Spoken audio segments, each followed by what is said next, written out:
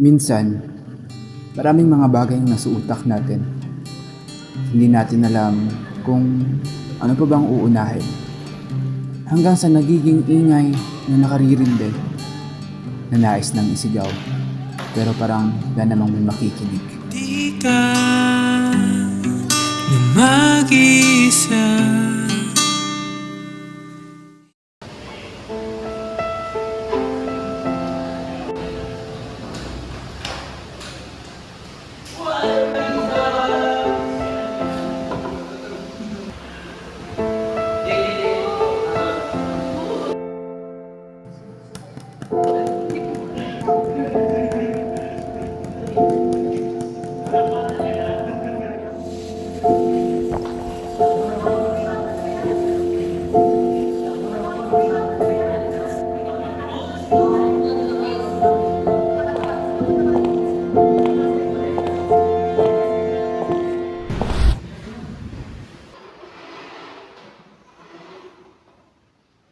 Good morning, class. Take your seat. Okay, class. I need someone to explain what is Newton's second law of motion. Anyone, please? Ito na naman.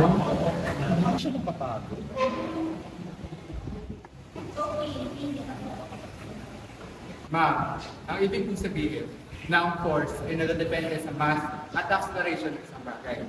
Kung mas mabigat, mas malakas ang force na kailangan upang gumalaw ito. Excellent. Very well explained, thank you.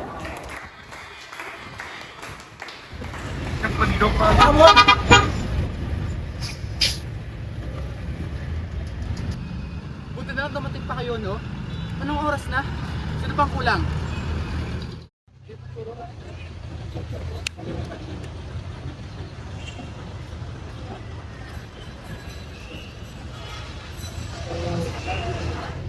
Kompleto na tayo.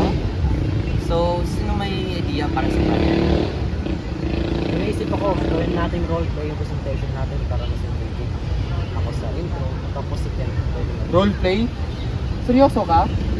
Ano, magiging cytoplasm ka? Kasi maglalakad na cell wall? Para visualize ng audience yung structure and function ng bacterial cells. Okay siya sa tingin mo. Pero baka magmukhang katawa-tawa. Kailangan nating maging malinaw at maging detalyado sa pagpresent ng ideas at ng topic natin. Pero mas madaling maalala pag creative, di ba? Creative, oo. Pero pag hindi kumpleto yung mga detalye, sayang lang yung effort natin. Ito, tingnan nyo to. Ganito dapat. Kailangan lang nating i-label yung mga parts, tsaka ilagay yung function. Sa pamamagitan yan, may explain natin ng maayos at detalyado yung magiging presentation natin, yung topic natin. Ito rin yung ginawa natin last time. Oo nga, kasi nga effective siya. Kailangan nating kuha yung perfect score, kaya ito na yung gamitin nating paraan. Ito na lang mag-illustrate, kayo na bahala. Ako na bahala mag-aano dito, okay ba? Sige, 1, 2, 3, 4, 5. Para siya lang yung marunong.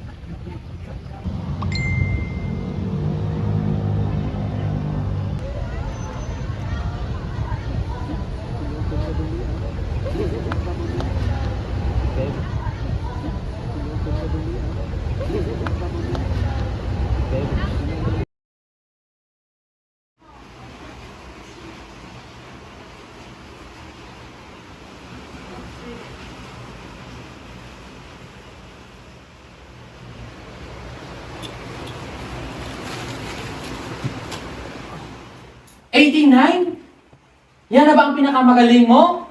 Hindi yan ang pinangako mo sa akin, Daniel. Sumasagot ka? Wala kang sasabihin? Tay, top pa na naman po ako kahit hindi perfect. Top? Hindi sapat ang top kung pwede namang perfect. Anak kita, bawal kang bumaba. Kung hindi ikaw ang pinakamataas, anong silbi mo? Anong silbi mo?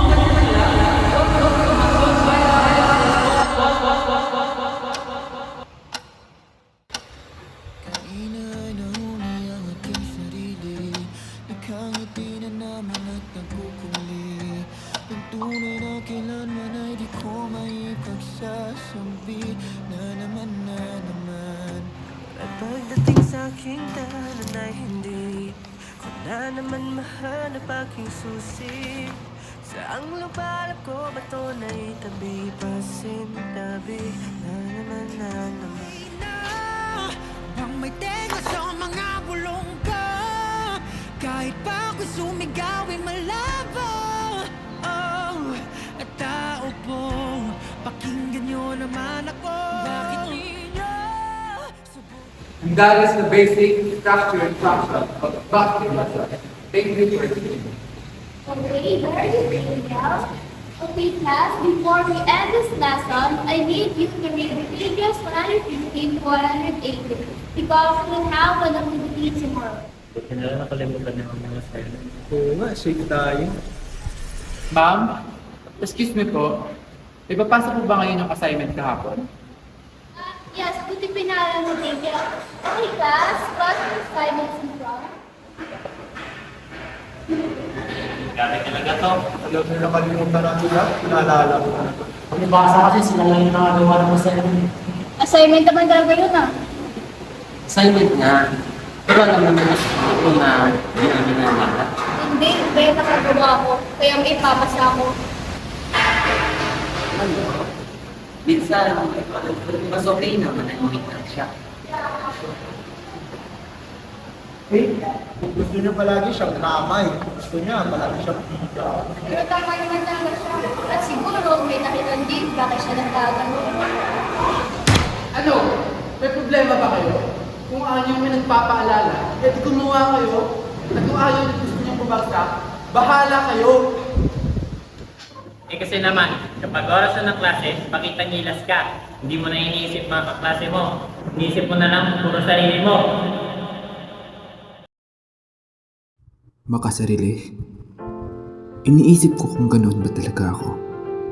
Kung natatakot lang naman akong magkamali at isipin ang iisipin ng iba sa akin. Malibang uunahin ko ang kapakanan ko kung sa tingin ko ay tama. Pero, higit pa doon, sa mga salitang kanilang nabitawan, ay naibulong ko ang mga bagay na nasa isip ko ay sobrang maingay. Kaya palagi kong ginagalingan. Kaya kailangan ko maging pinakamagaling. Eh kapag hindi, at ako'y nagkamali, hindi nila makikita lahat ng mga ginagawa ko. Pabaliwin nila lahat ng pagod ko. Tahimik lang ako. Hindi ko pinapansin lahat ng mga sinasabi nyo. Na ng totoo, alam ko yung alam sa pinagdaraanan ko eh. Wala kayong alam. Iniisip ko, takot akong malamangan. Hindi. Takot ako mawalan ng halaga. Dahil bakit perfect score ko, suklay ko sa galit ng tatay ko. Hindi ko ito ginagawa pa rin pahiya kayo. Ginagawa ko ito para makalin ako. Kasi pag walang mataas na marka, pakiramdam ko, walang karapatan na mahalin eh. Tahimik lang ako. Kasi wala kayong alam.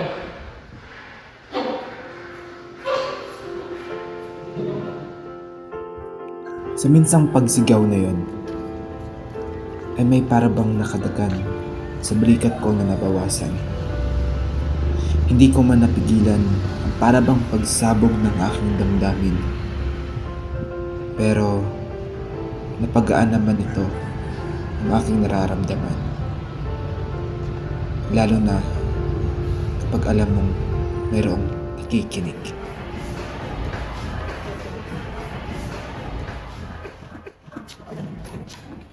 And pasensya na kasi akala ko okay lang. Nakaya ko. Minsan hindi mo kailangan ng sagot. Kailangan mo lang ng mga tao na handang makinig at magunawa sa'yo. Hindi man lahat sila nakakaintindi sa'yo, pero nandito kami na ipakitang mahalaga ka. Daniel, alam mo, may mga taong gustong makinig na hindi mo kailangang pasanin lahat mag-isa. Napakinggan ang aking sigaw. Nailabas ko ang dating tahimik.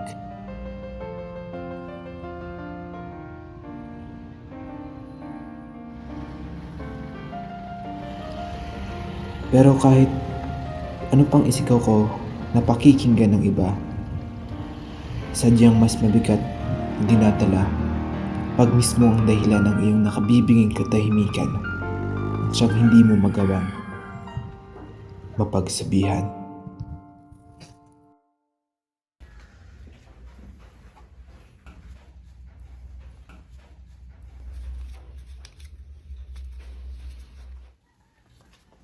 Anong oras na to? Ay, may ginawa pa po kasi kami sa school. Lagi ka na lang may dahilan. Lagi kang huli. Akala mo ba madali to? Lahat ng ginastos ko, matrikula, projects, uniform. Akala mo lahat-lahat libre yun? Hindi nga kita kadugo eh. Pero ako nagpapakain sa'yo. Kaya pala kahit anong gawin ko, kahit ang pinakamagaling, hindi pa rin sasapat sa inyo. Kasi palagi nyo na lang yung susumbat.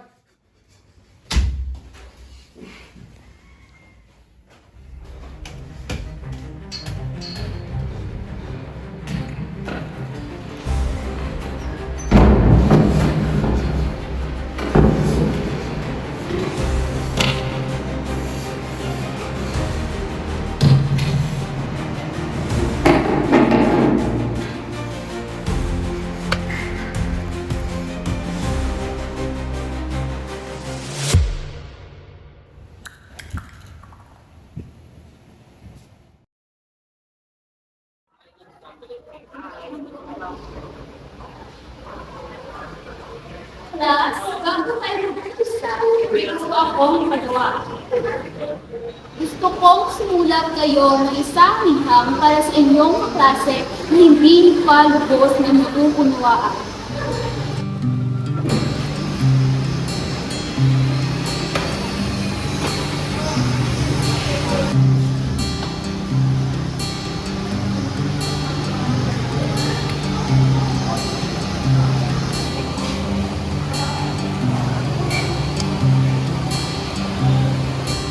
Ingay ng paligid, kay bilis ng takbo ng daigdig.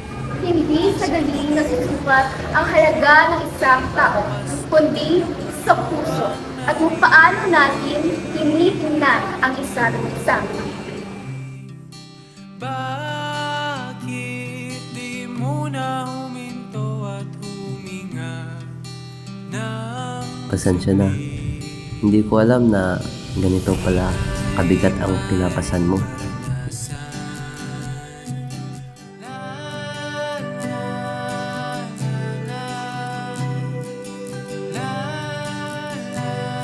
Siguro, kung nakinig kami, mas naiintindihan ka namin. maging liwanag. Akala ko mataas ang tingin mo sa sarili mo. Yun pala, gusto mo lang makita. Gusto mo lang mahalin. Huwag ka, di ka mag-isa.